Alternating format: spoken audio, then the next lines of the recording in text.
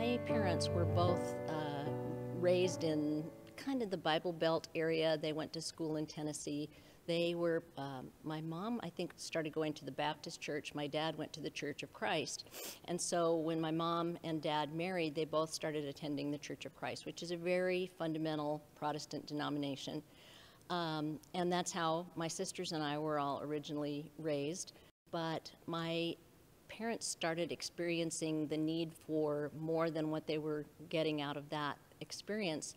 And they were introduced to the whole full gospel, experience after we had been attending this Church of Christ for a while. And the Church of Christ was kind of against the gifts of the Spirit, whether it was healing or, speaking in tongues or whatever.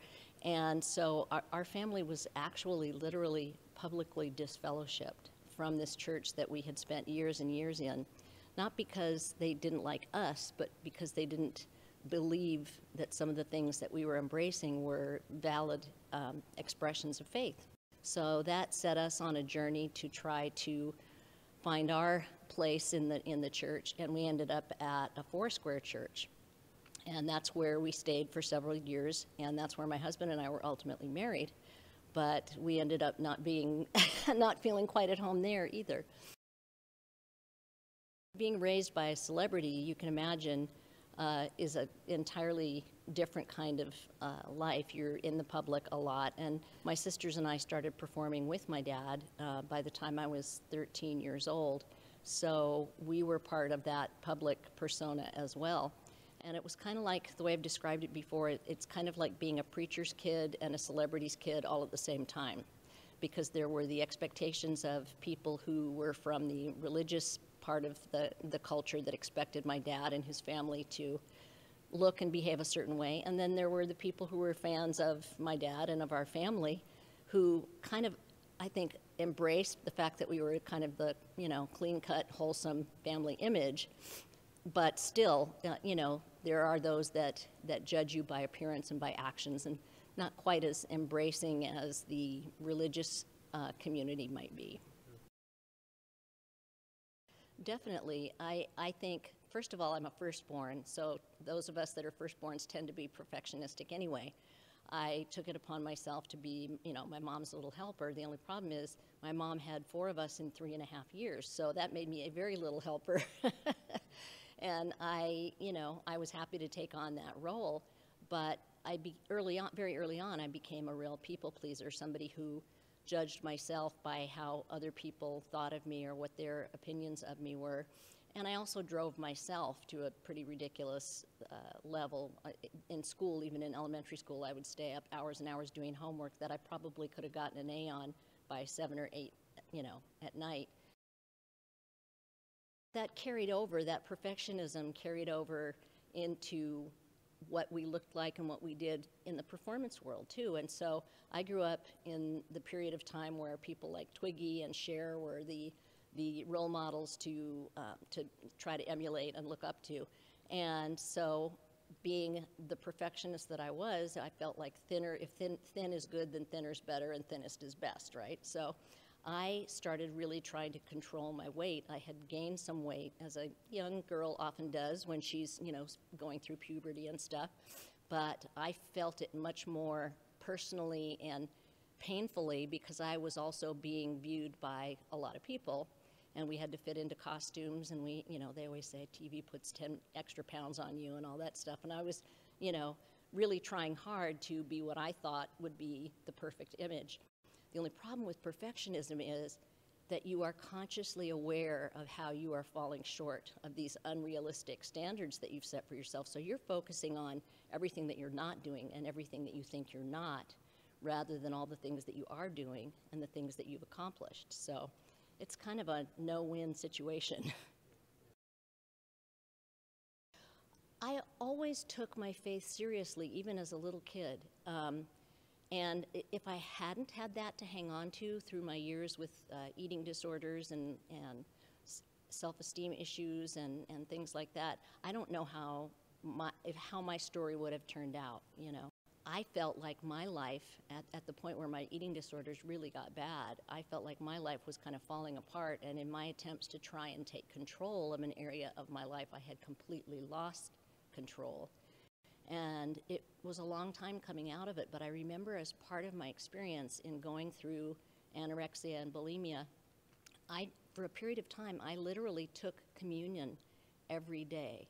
And the reason I did it, even though I wasn't raised Catholic, was that I believed that by taking communion, I was taking more of Jesus in me. I believed that wholeheartedly. I believed that in the same way that eating or not eating were causing my behavioral and emotional and psychological struggles, I believed that taking communion would be redeeming my eating and taking more of Jesus into me so that I could be more of him and less of me, kind of. My husband had lived in the Middle East and had done missions work for a while, and he had really been trying to find what the early roots of the church were and to try and find the earliest expression of Christianity and figure out why it had branched off into so many different, varying denominations. And so he started with the Jewish roots of Christianity and lived in Israel for a while. And then the next step was to look at the Catholic Church. And he had a friend who was a Catholic kind of a scholar who kind of helped him answer a lot of his questions and point him in that direction. But he didn't actually follow through at that point. I was going through a similar journey myself at that time, and our family had done a TV special in Israel.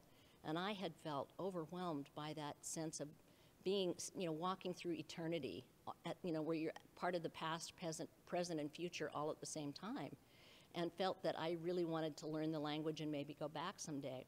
So I was studying Hebrew, and in fact, mutual friends of ours knew that Dan had lived there, and so they introduced us, and the first words we ever said to each other were in Hebrew.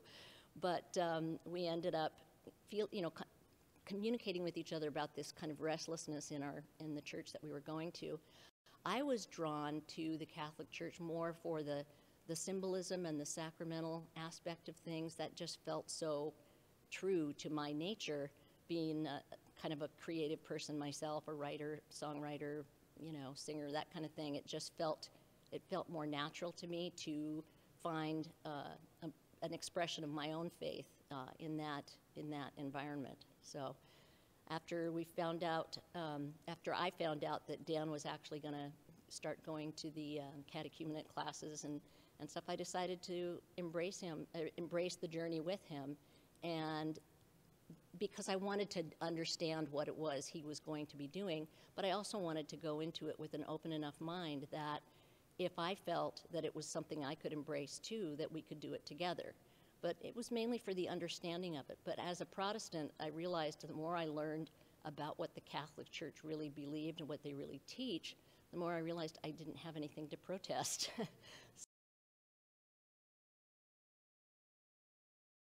I think one of the things that really appealed to me about the Catholic Church, one of the things, the whole idea that confession or the sacrament of reconciliation was built into the structure of the church. It wasn't like everybody was expected to be perfect. It was like everybody's expected to blow it. And so, we could all have a place to go when we need to talk about that, when we need to make our confession and feel forgiven. Romans 8:28 that talks about, all things work together for good for those who love the Lord and are called according to his purpose. And then I also love the very simple verse that says Jesus wept. Because one thing that I felt so much as I was going through all of my struggles was that Jesus was understanding what I was going through somehow. And the fact that he was so human that he could express those kind of human emotions and feel those human feelings. Dancing fields of barley, and oh, we dance until it rains. As the water flows, my heart it knows we have danced in fields of gold.